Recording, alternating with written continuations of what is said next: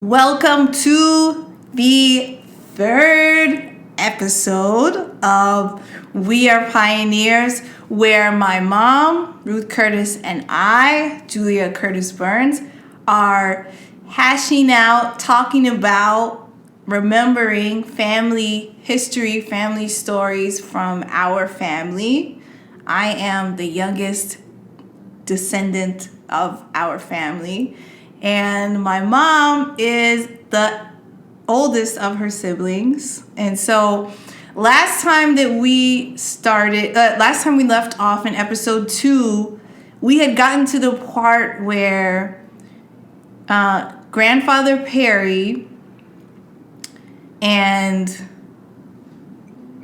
Mima had relocated to South Carolina, right? Because he had to leave his school behind because of the stock market crash of 1929, right? Yeah.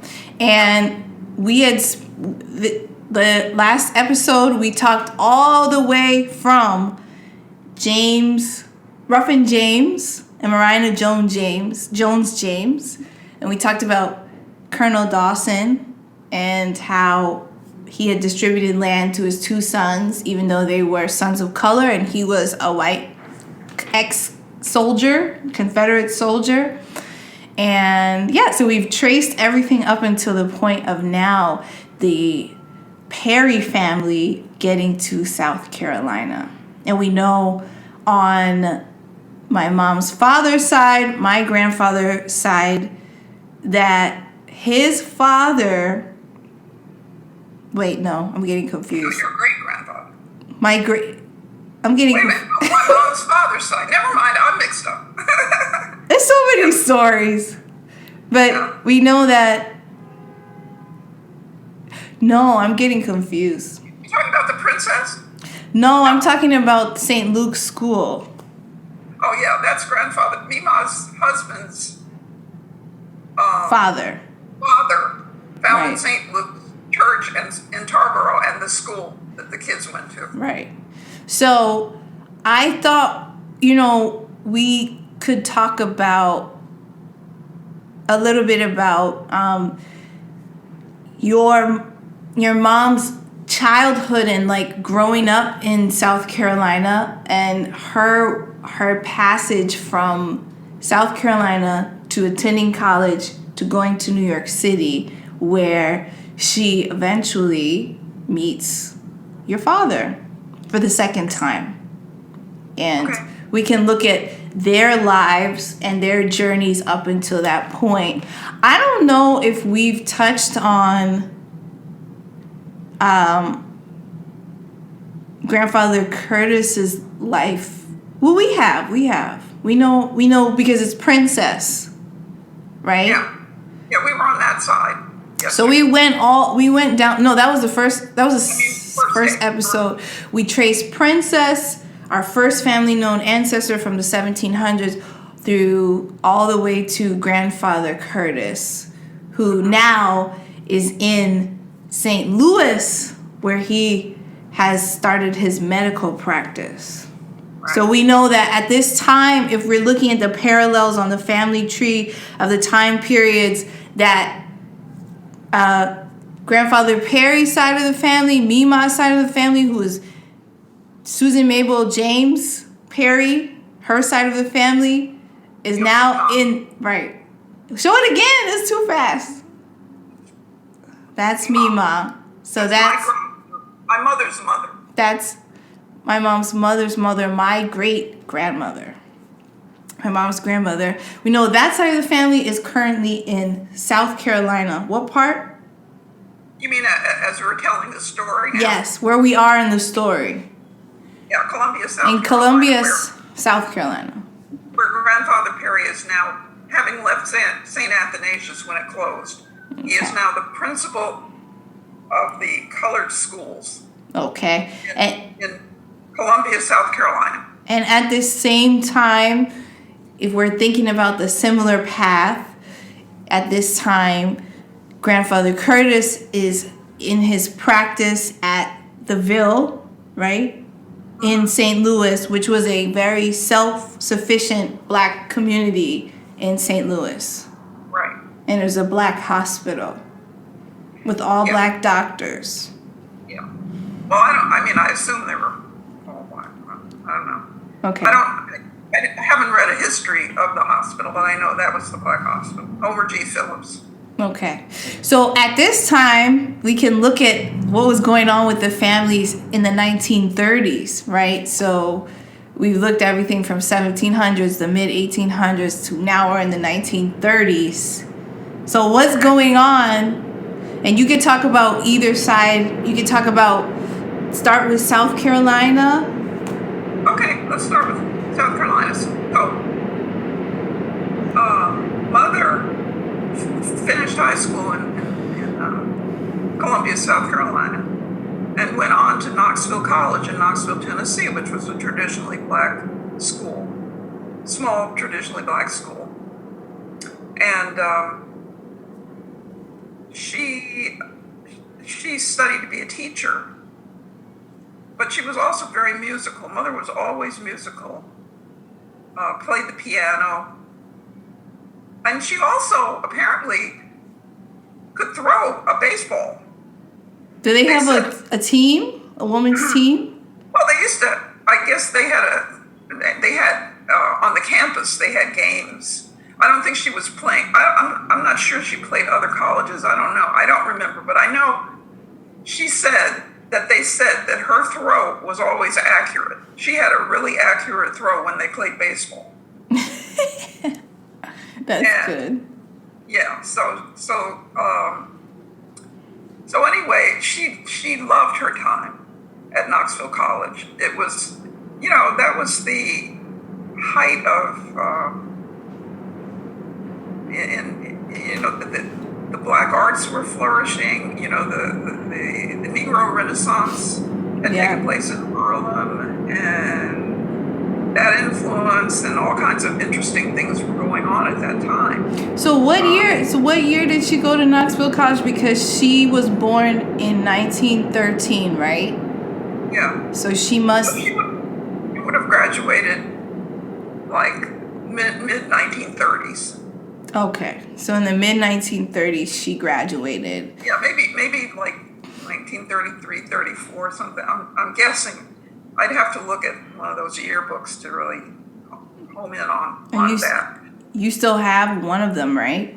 Yeah, somewhere. Anyway,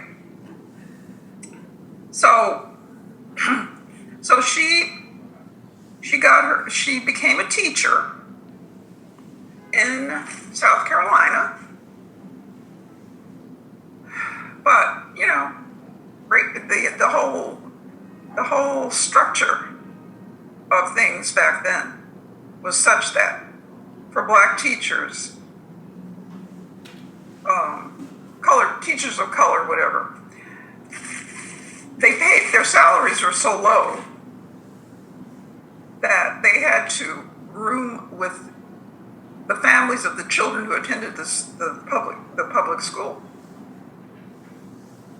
Wow. I mean, I think it was public. I mean, I'm assuming it was a public school. But the point was that the teachers, she said one week they'd stay with one family, or maybe it was 1 month. For a period of time, they'd stay with one family, and next period of time, they'd stay with another family. And my mother said she was not raised like that. She was not used to that kind of living. She didn't like it at all. And this was because the funding, like there wasn't enough money for them to be able to afford to rent a place for themselves, or they didn't put any teachers up in a home, or any boarding for the teachers, room and board or anything. No. Okay. They didn't make enough money to pay for their living expenses. And this was just true of this area, or is this true of black teachers at this time, or what? Well, I can't assume, but all I know is what she told me, which was her experience. Okay. this little town in South Carolina where she was teaching, and I don't recall the name of the town. Okay. She taught for a short period of time, maybe, I don't know, a year or so, maybe a little more. And then... Well, what was she teaching? Do you know? Elementary school. I'm not sure which grade, but she was teaching elementary school. Okay. Elementary school. But she decided that she couldn't, she really didn't want to do that anymore. The living situation just wasn't tenable for her. So she talked to her father, and I've been trying to remember the name of the family. I'll let you know when I remember it. Okay. I was trying to Google it, but I couldn't find it. I spent a lot of time trying to Google it.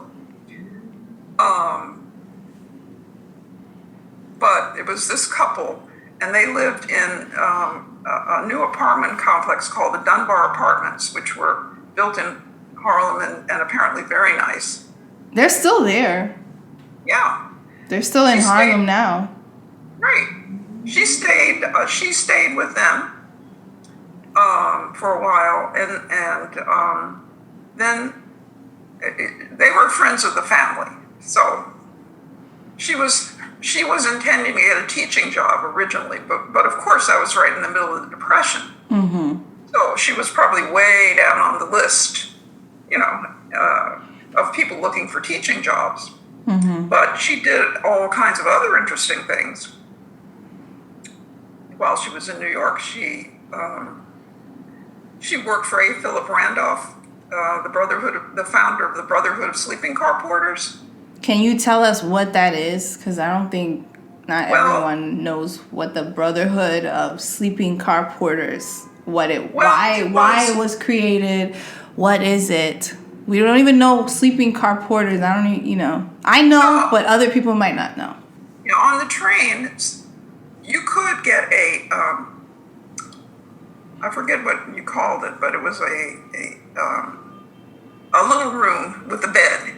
If you were going a long way, you could sleep. You could have a little compartment. I think that's what they call it, a sleeping compartment. And it had a little fold-down bed. Like during the day, you'd fold it up against the wall. Mm-hmm. And at night, the porter would come in and pull your bed down. Like when you first came in, the porter would make up your bed, put your sheets on and everything. And they would also, they would perform services in the sleeping car for people in the sleeping cars. And they were, my understanding, 100% black. I mean, it was like an old tradition, black people of service, mm-hmm. But in the black community, it was a steady job, and it was a job that a lot of black men had, and it was considered a good job. But the Brotherhood of Sleeping Car Porters was started to make sure that they had a platform for negotiating their rights. Mm-hmm. Okay. So I mean, it was like I guess like a union, but I don't know. You'd have to read up on the history of what they accomplished. But A. Philip Randolph founded it, and his headquarters location was New York, and Mother was his secretary, I think. Mm-hmm. And she always referred to him as Mr. Randolph. Mr. Randolph. And so... How did she get that job? I don't know, but, the people the family she was staying with knew folks. Okay. It was a distinguished family. And I don't know whether that's how she got it or through some other connections. But their son became a judge when I first came to New York. He was still a judge. Mm-hmm. In New York. I was trying to look him up to see, but I haven't found him yet. Anyway, When I first came to New York, though, I did look up his information, and because I remember the name back then. So, at any rate, that was a pretty good job. And she probably also, through her connections, she got the National Urban League had been started, and they had this project where they would send light-skinned people who could pass for white to work downtown in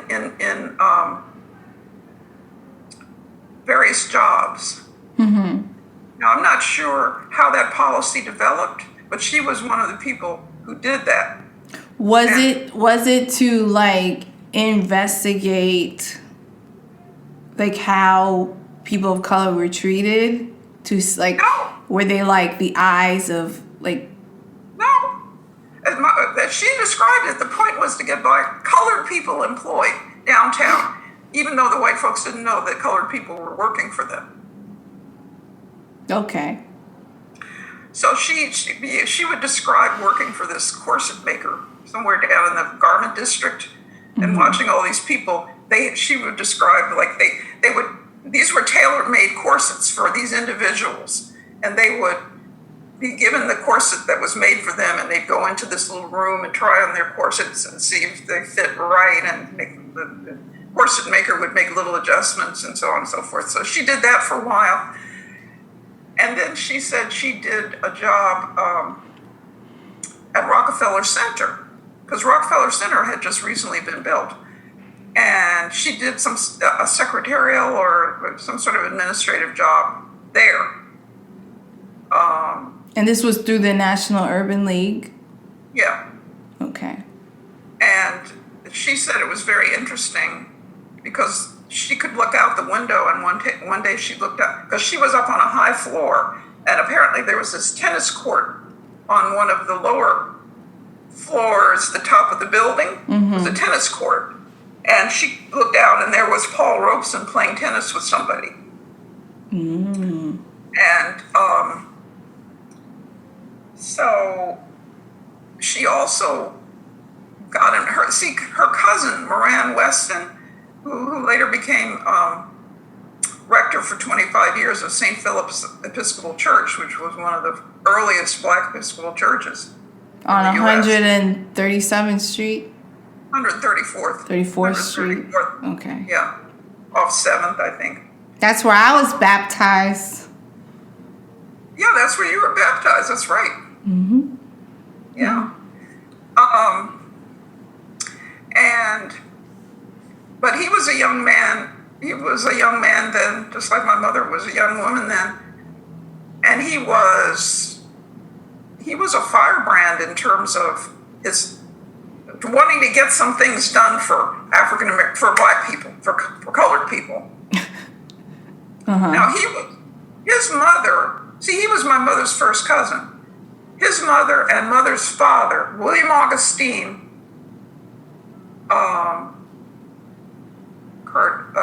William Augustine Perry, and Moran's mother, I'm trying to remember her name, I'd have to look it up, were brother and sister. And Moran became a priest.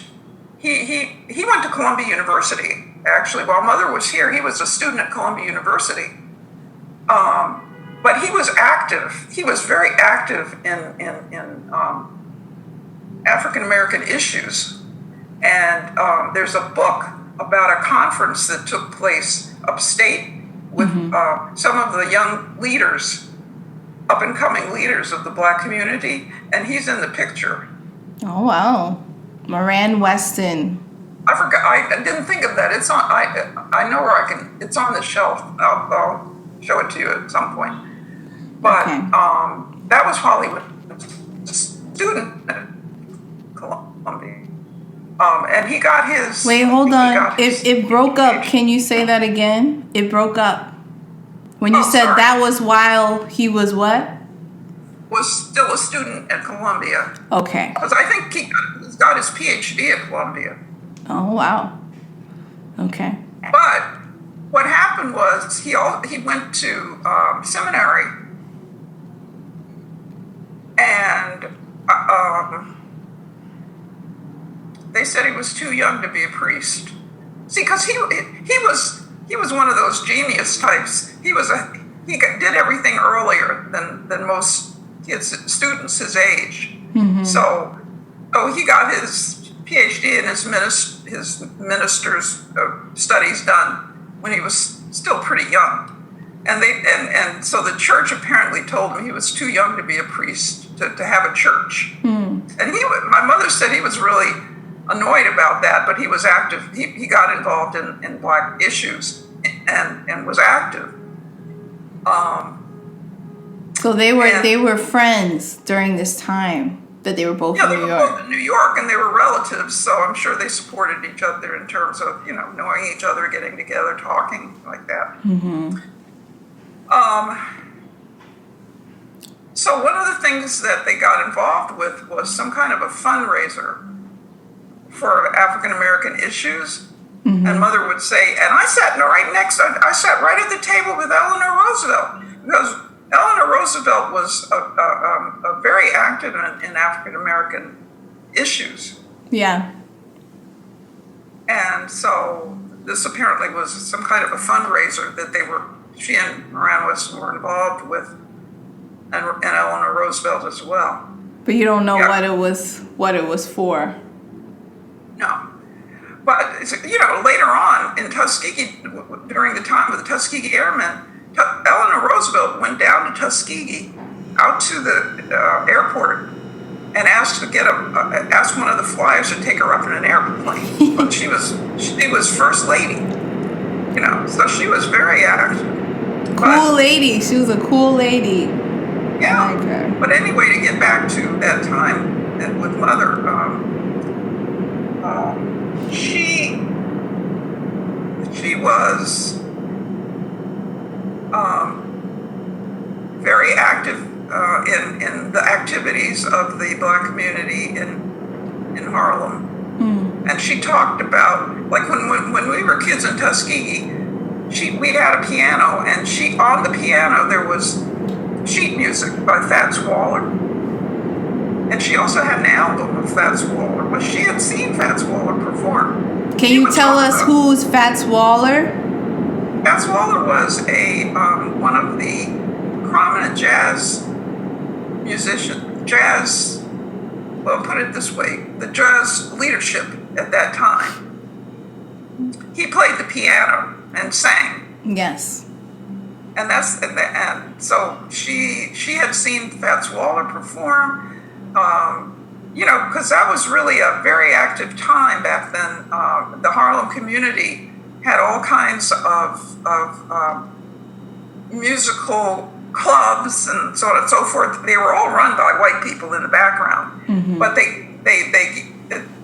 performers were African American, very prominent jazz musicians. Like all of those, Duke Ellington and all those people would have come through at that time. And she talked about dancing at the Savoy Ballroom.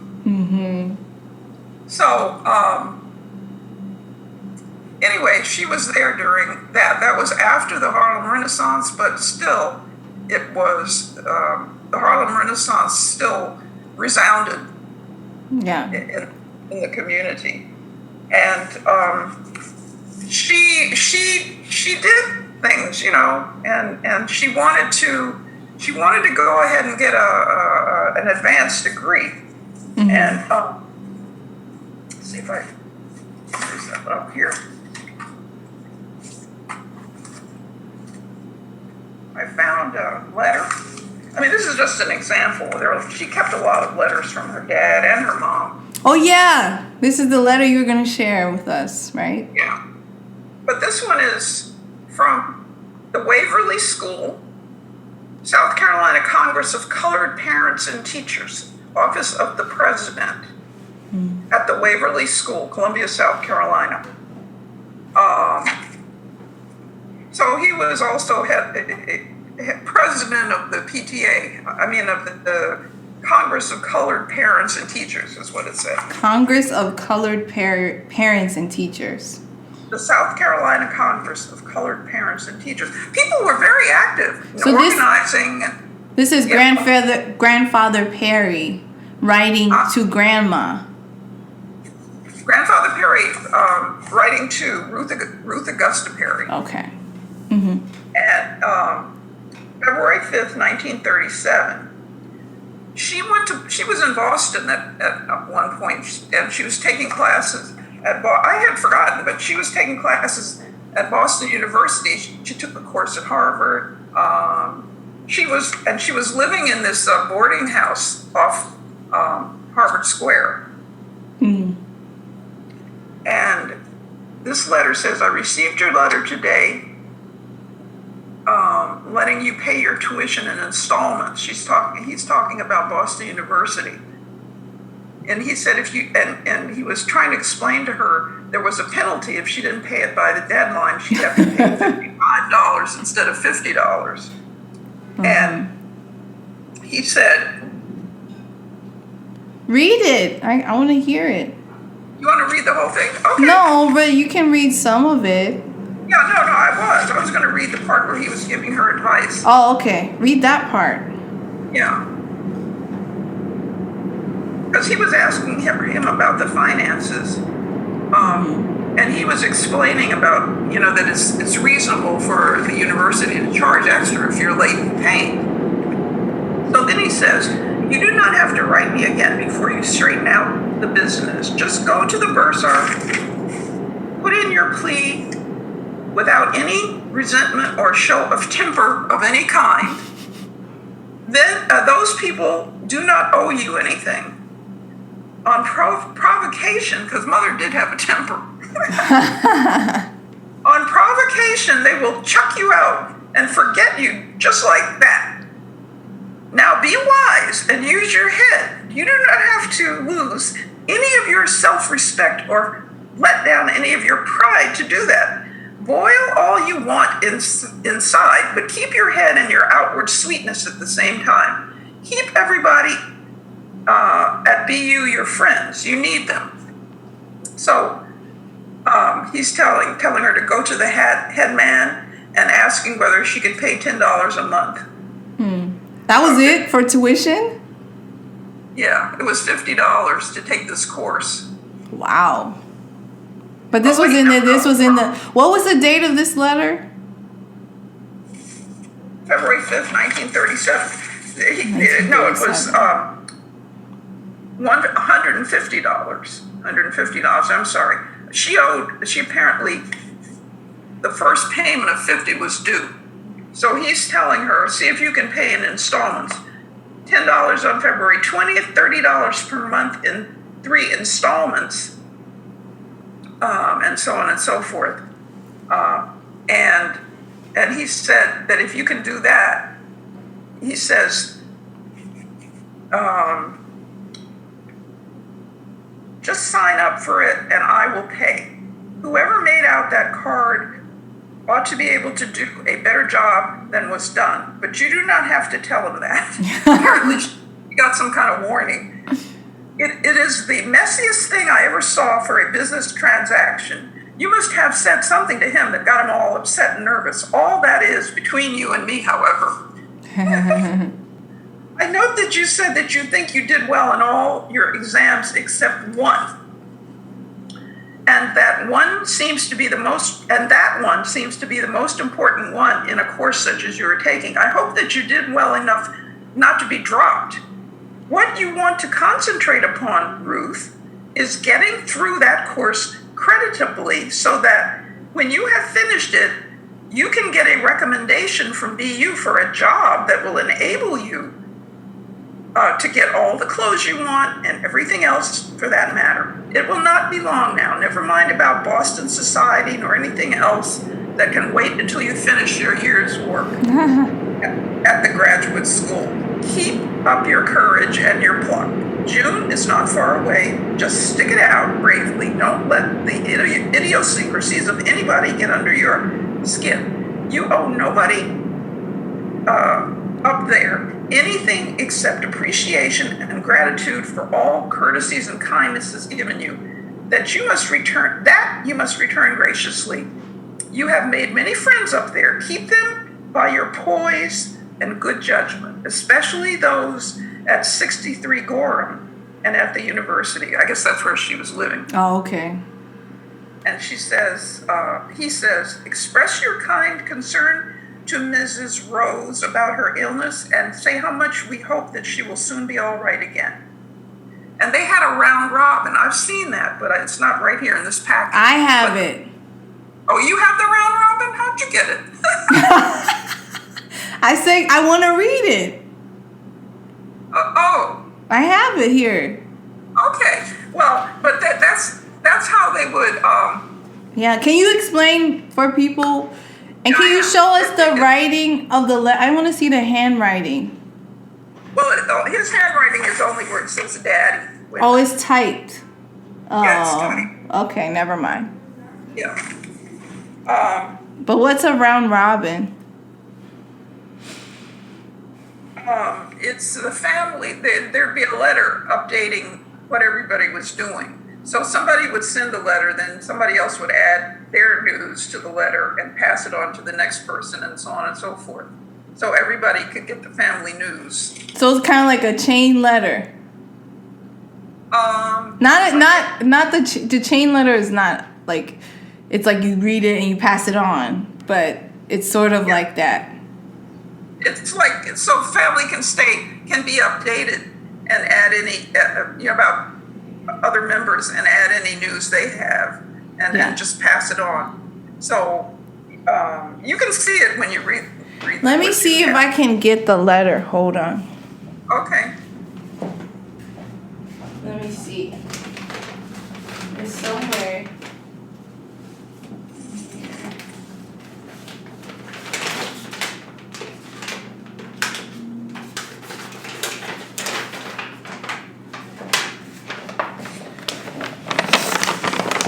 Okay.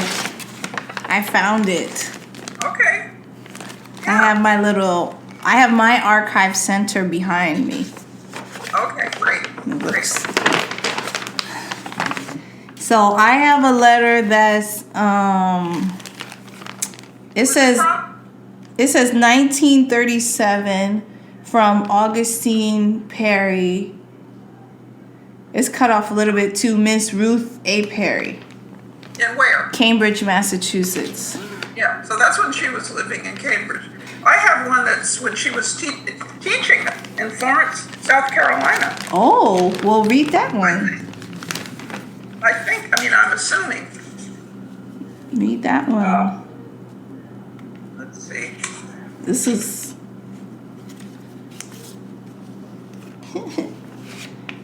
Now, this is handwritten. Who's this from? Oh, this one's on your birthday, and it's handwritten. On my birthday? How old It was on May 3rd. Not you weren't born yet. Oh, I was gonna say. But the interesting thing is, like, I can see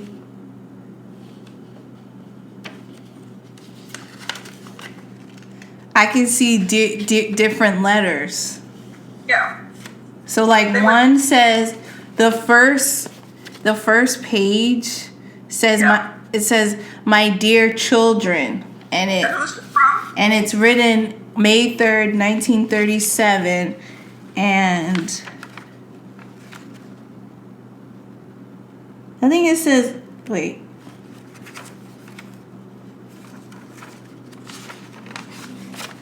Because there's several letters. Careful, because they crumble. I know. I'm trying.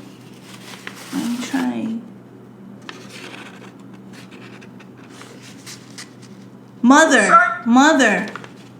Me, Mom?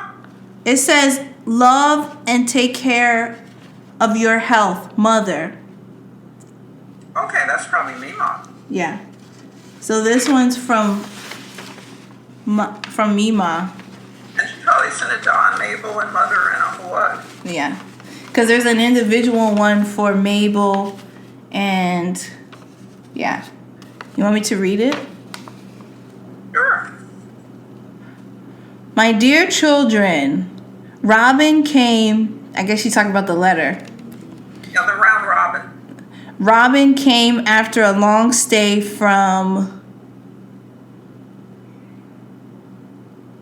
I can't read what that says. From. What's the first letter? Looks like a W.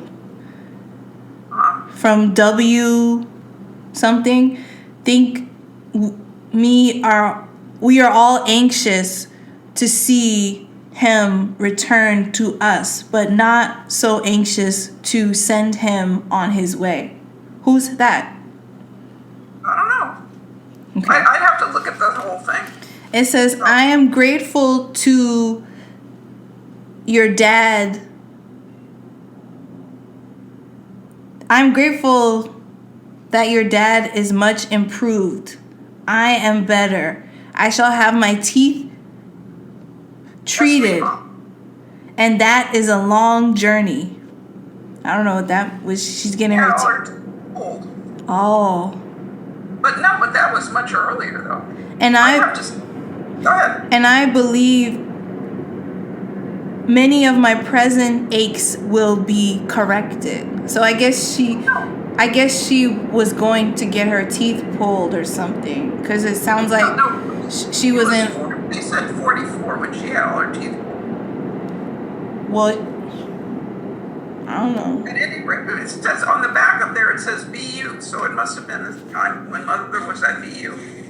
Oh, okay. Somebody's letter. Yeah. And she said,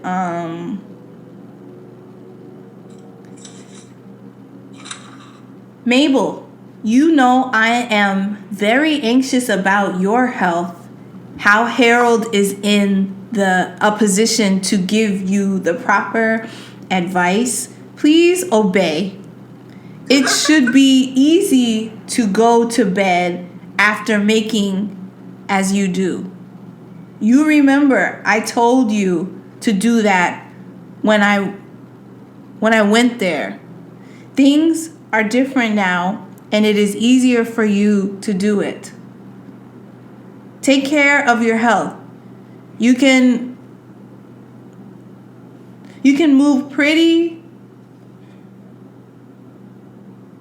I don't know, regularly without jeopardizing your health if you take the proper needed rest and eat properly. Try it for at least 2 weeks and see if you do not feel much improved. I hope you have him doing it since you sent Robin to us, and I bet you can boast of feeling more rested. So I guess something happened with Aunt Mabel. Aunt Mabel is your mom, my grandmother's sister. Remember, they had 4 children, but one died. So they had 3 children. So, but yeah, that's only part of it. But the interesting part is like it's divided into the blue handwriting, and then there's more. There's another letter that's written behind that one about Aunt Mabel, to address to Aunt Mabel on May 1st. And then there's another one on May 4th. And I think this one is from Daddy. This one. See okay. Yeah, this one was in the back. So yeah. Okay. Yeah. And it says, oh, go ahead. This one I'm trying to figure out the signature because it's like stuck down at the bottom. That's Daddy too, I guess. But he writes with big strokes of pen. That's his handwriting. Yeah. Oh yeah, that's the one I have too. Sam. Yeah. Yeah, well, that's how they used to teach writing back then. What's yours say? Your letter was received telling of your social problem. This is April 25th, 1936. Now listen, sweetheart, you don't have to be worrying yourself about such things. You will have have to adopt some guiding philosophy about such things. Suppose a girl, for instance, decides that it is useful to permit any man except the one she is going to marry to kiss her. Then she has no problem. Who's writing this? Grandfather Perry. Well, Oh. I think that's. Well, I don't know. He's writing that. He's writing that to your mom. Yeah, but I don't know. I don't know. Let me see the Ruth. Well, no, that's okay. What? No, no, scratch that. You want to see the writing? No, if there's a Ruth, I wanted to compare the dear Ruth. Yeah, it's the same. Yeah. Okay. All right. I'm going to skip. Let's see. I'm trying to.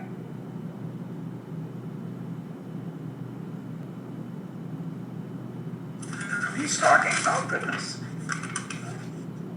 I think the trouble with the young people today is that they permit too much familiarity from young men who consequently require a certain self-assumed claim on the girl. And the girl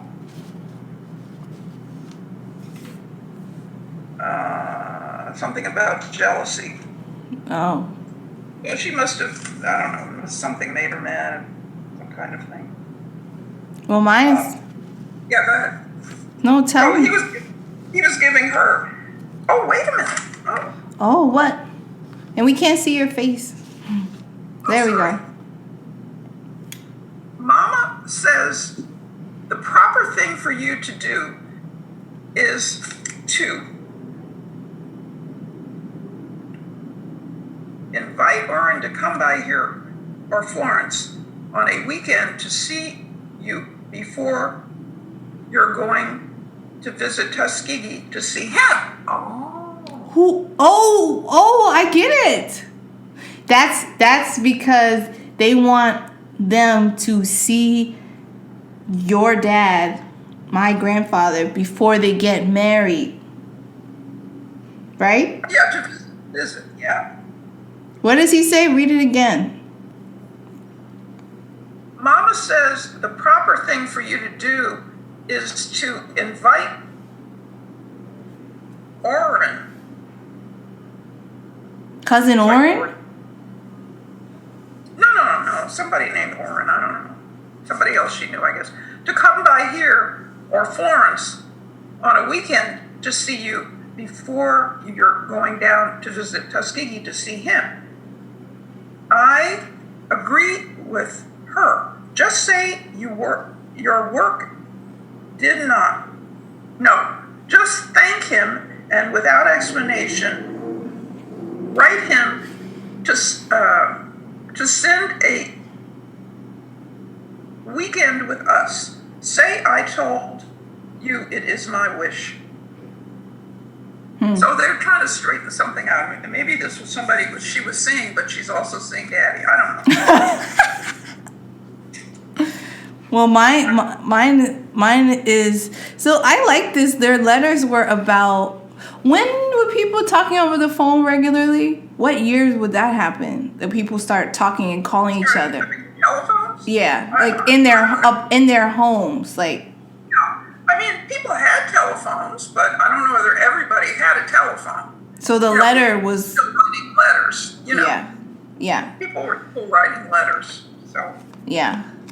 So it gives a record that you don't have now because it's all electronic. Right, unless you save your text messages, but. But at any rate,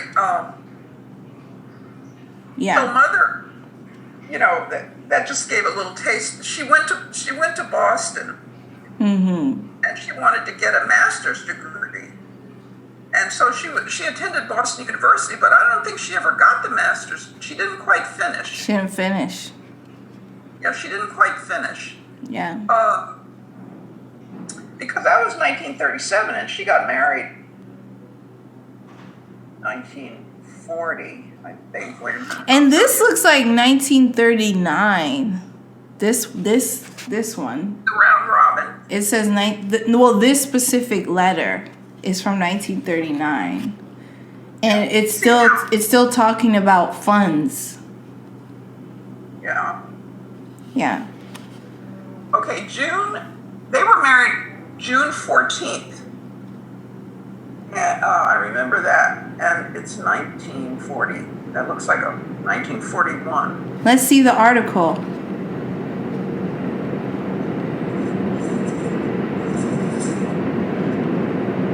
Oh. It's bound for Tuskegee. Yeah. Can you pull it is that the only, it's just that picture? Oh, there's not another bottom part? Yeah, but this thing is falling apart. No, there's a bottom part, but I'm not going to open it because it's falling apart. You really need to get this preserved. Okay. It's a full length. Okay, don't open it. It's okay. Yeah. Well, okay, so they got married June 14th, 1941. And can you read what the article says?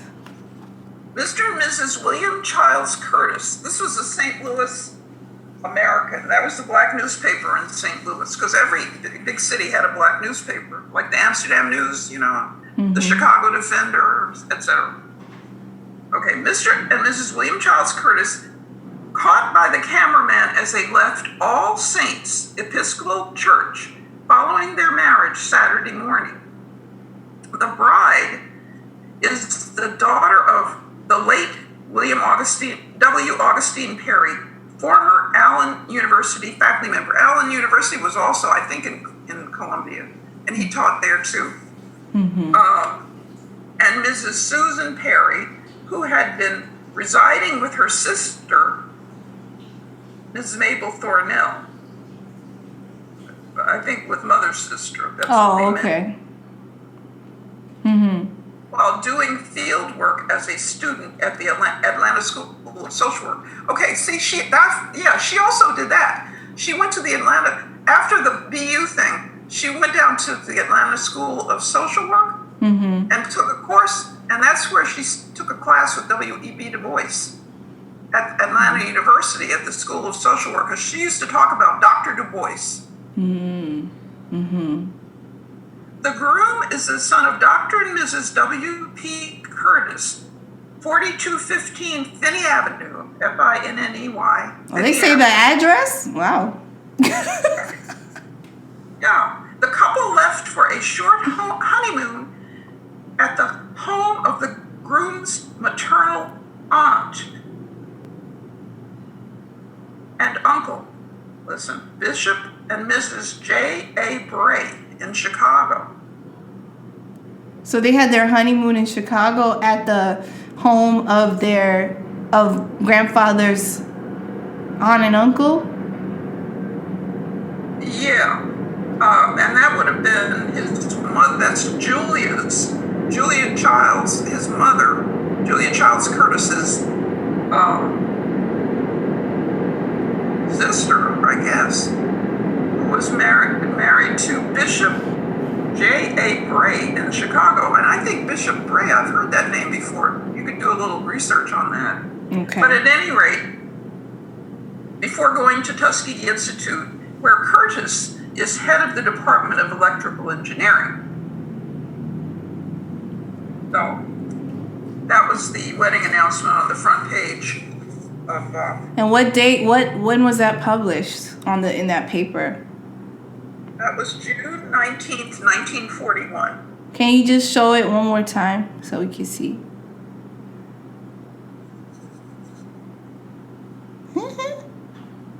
So nice. I wonder if there's anyone who has that picture framed. Oh, I can open this part. Because Mother wrote across the top. See, middle, and back. So there were more pictures. Okay. Let's see. If I can do this. I'm going to move the computer because I don't want to move this. Okay. Mother has it all glued up. But you probably can't see it, but there's another building picture of them. And then there's a picture of the wedding party with Aunt Mabel. Oh, yeah, I see it. And Grandfather Curtis is standing there, and Uncle Lud and Mima. And Aunt Constance, I see Aunt Constance back there. Oh no, Aunt Constance is on this side. That's Aunt Constance on that side. I can't really see it. You're gonna have to take pictures of them for me so you can send it to me. Okay, I'll send it to you, yeah. Okay.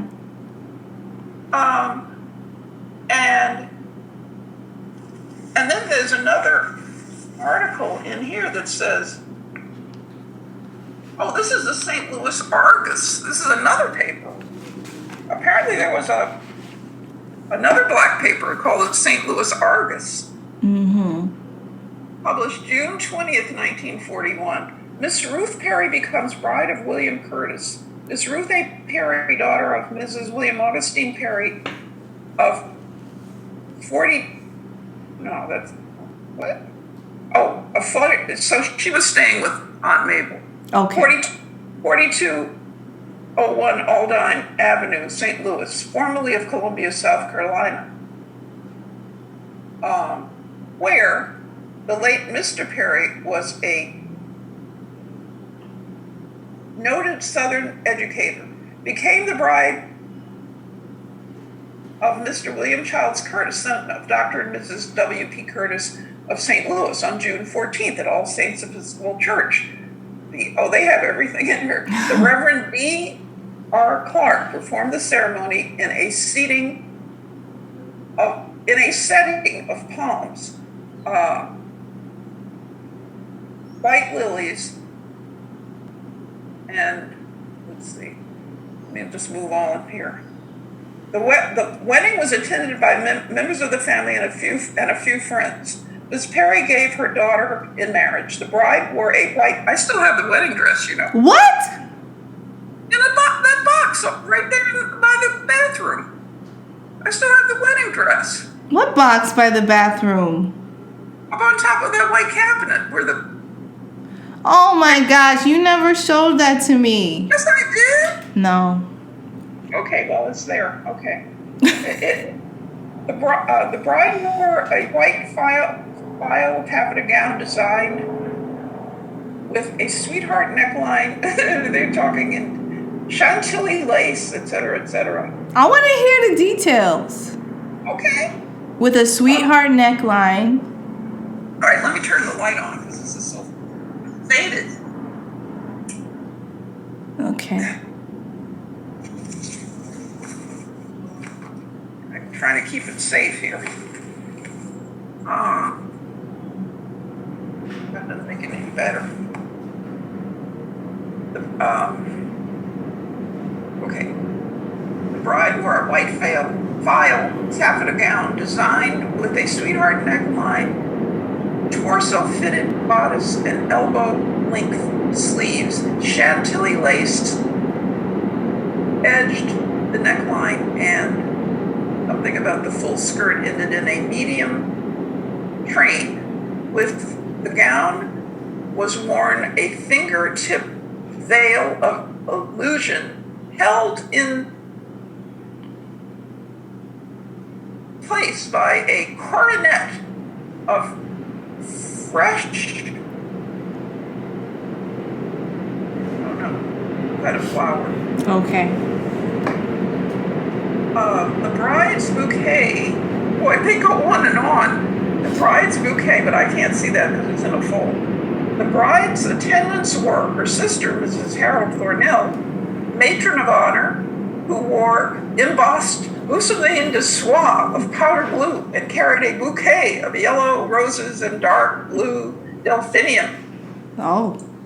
Miss Constance H. Curtis, sister of the groom, maid of honor, who wore a lighter blue,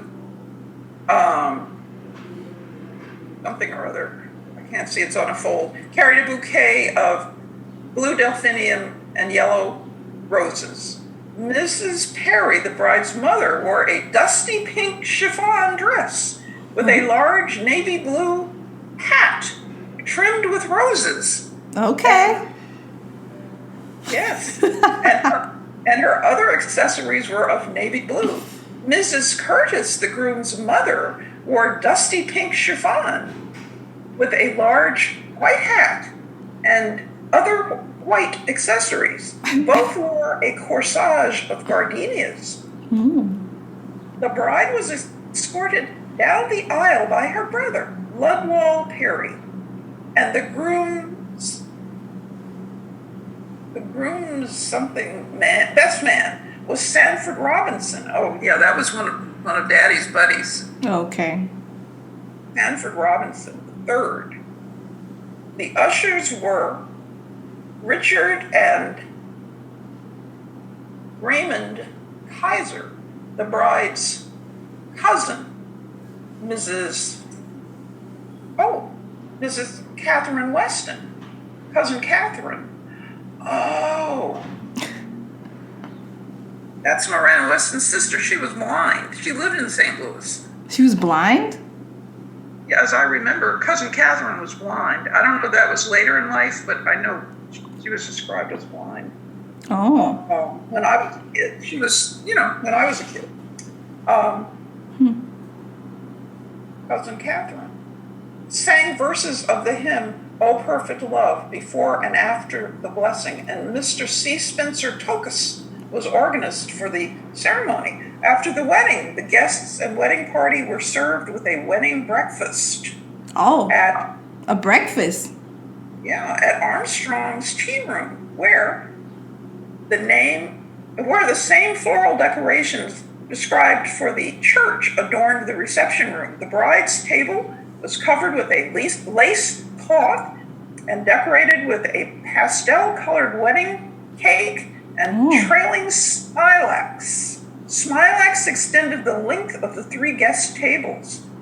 Mr. and Mrs. Curtis made their departure at the close of the wedding breakfast and motored to Chicago. Oh, they drove.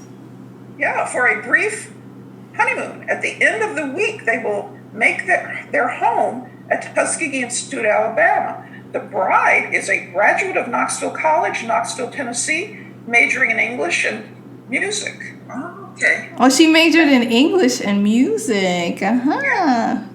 She completed a year's training at the School of Business Administration at Boston University and has just recently completed a year's training at the Atlanta School of Social Work. Wow. Mr. Curtis received an MA degree from the University of Illinois in electrical engineering and completed a year's study in radio and television at Radio City, New York as a fellow of the General Education Board. He is a member, here we go, this is the delay. Oh, no, wrong. He is a member of Sigma Xi. That's a fraternity, a science fraternity. Sigma Xi? XI, yeah. Yeah. National Honorary Scientific Fraternity. And Kappa Alpha Psi. Now the Kappas, that's a black fraternity. For the past 5 years, he has been director of the Department of Electrical Engineering at Tuskegee Institute and was recently promoted as assistant director of the Department of Mechanical Industries at that institute.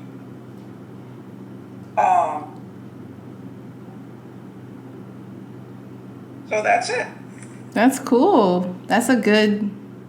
Yeah, they did a whole write-up. Can I see... the flowers and the dress. And can I see that one? Because that's different from the other one, right? Or is this this is the one I was just showing you that had the 4 pictures across. Oh, okay. They have the same picture as the other one, but it's not on a fold. Yeah. Okay. And then the wedding party. That's cool. Yeah. So. But we have to go. We have to go back because we haven't explained how they. I know, we jumped ahead. How they met. Right. We were talking about her in graduating from Knoxville College. Right. And she went. And then went to New York. Yeah. She went to New York. She was living in the Dunbar Apartments with a family friend. She got connected to a job working for A. Philip Randolph as a secretary. And then she got involved in a project with the National Urban League, Right. which I've heard, I know about them, but because the NAACP, National Association For the advancement of colored people, and then the Urban League, National Urban League. What? Well, that was another civil rights organization. Okay. Yeah, but it was. I think they had slightly different focuses. Maybe the National Urban League more job related, NAACP more general rights. I don't know, but that's my understanding. Okay. So. Yeah. Go ahead. Yeah. So she was trying to get an advanced degree, a master's, and so she took courses at, like they were saying in the article, at Boston University, and then she went down to Atlanta University School of Social Work and was studying there as well. But then she got married, so I guess she didn't finish. She didn't get either degree. Okay, so let's go back to around this same time she was in Boston, then she went to Atlanta, and at some point her sister Mabel, who married Harold Thornell, right? Yeah. So her sister Mabel married Harold Thornell. He was a Meharry medical student, Meharry Medical School in Nashville. No, is it Nashville? It's in Tennessee anyway. Meharry Medical College. Maharry. Meharry. Meharry Medical College. It's a well-known black medical school. Does it still exist? No. I think so. Oh yeah. Oh. I don't know. But back then it was the black doctors. That's just like Howard Medical School. A lot of black doctors were trained there. So he was in Meharry in St. Louis, and no Meharry. I mean in where? Tennessee. Okay, but then after that they moved to St. Louis, right? Well, no, he was at Homer G. Phillips Hospital as a resident. Okay. So that's why they went to St. Louis. Okay, so for his residency, he went to live in the Ville. Yeah, he went to St. Louis to do his residency at Homer G. Phillips Hospital. And Mima was living with, I had forgotten that until I read this article, but yeah, I know Mother told me that. Mima was living with them. His grandfather Perry had died because, that's another story. You want to hear that story now or later? Is this the story where they gave the wrong kidney? They took out the wrong kidney? Out the wrong kidney, yeah. You should tell that story. Yeah. So, while Mother was living in New York, Grandfather Perry was having pains in his stomach area. And he went to his doctor, black doctor, who identified kidney stones as a problem. And in one kidney. Now, apparently back then, now they just dissolve them, as I understand it. If you take some medication, it dissolves the kidney stones or something. Mm-hmm. But back then, I guess the treatment was to take the kidney out, or else his was so advanced that was the only solution. I don't know. But the black doctor in Columbia, his black doctor was not permitted to practice in the White Hospital, which is where any surgery would have to take place. So he had to refer Grandfather Perry to a white surgeon in the hospital there in Columbia. And so he went in for surgery, and Mima said she was sitting in the waiting room in I guess the colored waiting area, and the doctor came out and he says, "Oh, I'm so sorry," and she said he had the kidney in a pan, showing her. He says, "Oh, I'm so sorry, we took the wrong kidney out." And there was no recourse. What are you going to do? You're a person of color. You're going to sue a white doctor in Columbia, South Carolina? No way. Apparently, as the story was told to me, this doctor had a son who was also learning medicine, and he let the son do the surgery, and he cut the cord for the wrong kidney. And they had to remove that kidney. So Grandfather Perry had to then live on the same kidney that had been giving him trouble. And he lived for about a year in great pain. And Mother said that she was in St. Louis when she got the call that she needed to come home because her father was really in a bad way. And she got on the train as fast as she could and tried to get down there, but he passed away before she arrived. And they told her that he said, "Tell Ruth I said goodbye." Oh. That's one of the stories she would tell. He said, "Tell Ruth I said goodbye." But she was so, she, just the whole injustice of the entire thing. Yeah. It's just awful.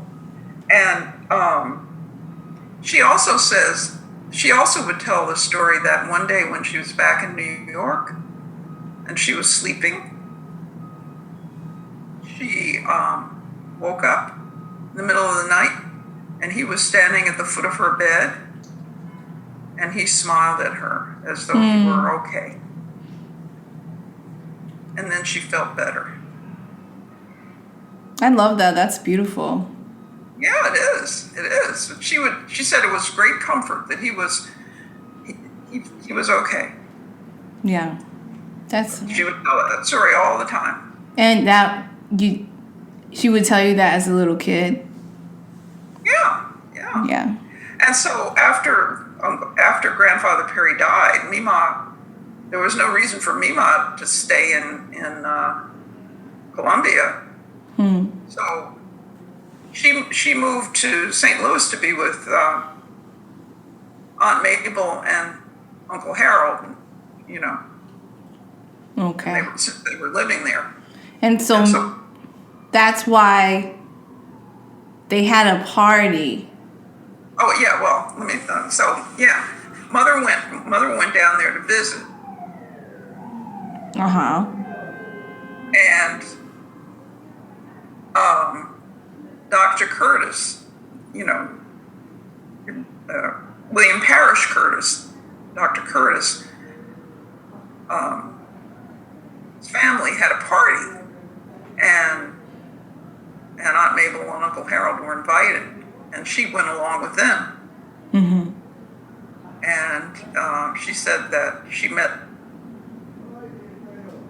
her husband-to-be at that time, William Childs Curtis,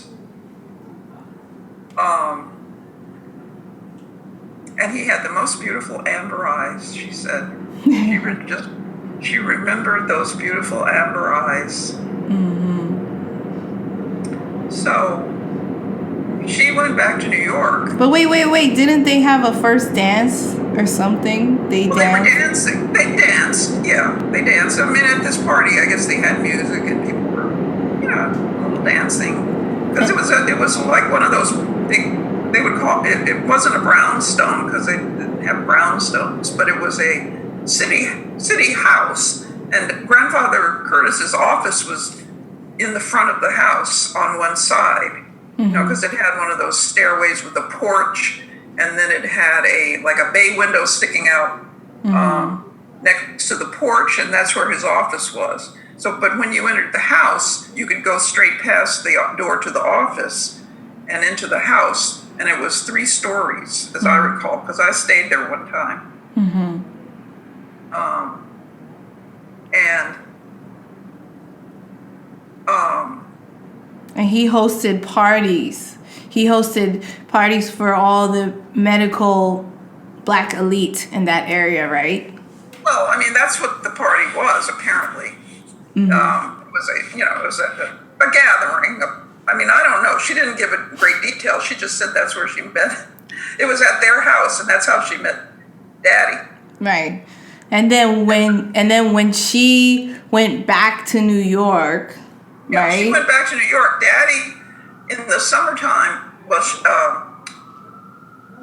in the summertime, he went up to New York to take a course. I guess he was studying with the RCA Institute, maybe remotely, not remotely, but he was pursuing some update studies, and he went to New York for a course that summer, and they got together again. He looked her up. They got together, and he invited her out to go to a movie,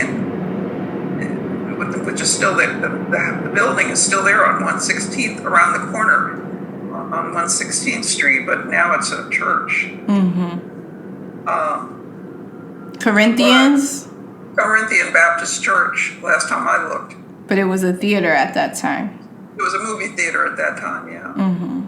And so they started dating, and the rest is history. The rest is history. Oh, Yeah. okay. Hold on a second. Well, I've been recording, but it's not recording anymore because of the space. It's too long, so it's not recording it anymore. Okay. Yeah, but All right. that's fine. But maybe that's a good place to stop because that's perfect. You know, you've outlined how they got from Columbia, South Carolina to what happened to that tragedy that happened to Grandfather Perry to, Mima relocating and then Aunt Mabel and Uncle Harold going to St. Louis for his residency and my grandmother, your mother, Ruth Augusta Perry, going out there to meet them and then meeting her future husband. Right. Just as her mom knew how Mima knew that was her future husband. Well, I don't know that she knew it was her future husband, but she knew he had the beautiful amber eyes. Yeah. But yeah, no, this was a lot of information. This is good. And we still didn't cover how he came up and became. Well, that can be the next episode. I mean, there's so much information, I know. So this is episode 3 of We Are Pioneers. Now you see how much my grandmother, my mom's mom, she was doing all sorts of things, and she was. Are you recording this now? I was. It's not recording anymore. But can you? You can't open it up again? No. I have to figure it out, but I'm still recording the audio part. It's just the video.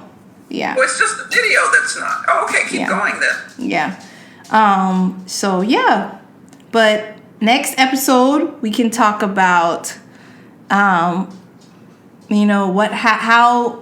my grandfather got from where was he living again? Where does he? Oh, he's from St. Louis.